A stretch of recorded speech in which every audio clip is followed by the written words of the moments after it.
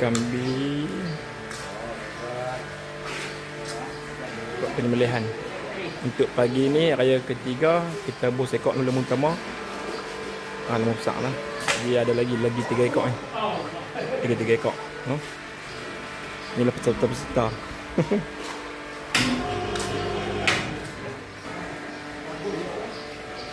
Kita pakai mesin gantung. Cepat sikit lah kan. Ni tu.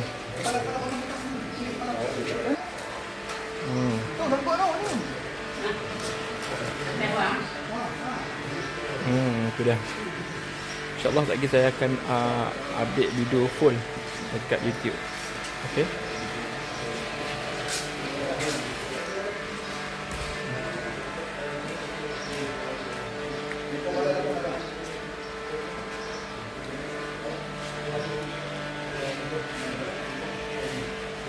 Kita nak proses nak buang perut. Buang ke dalam. Bagi orang lama buat lah. Dia.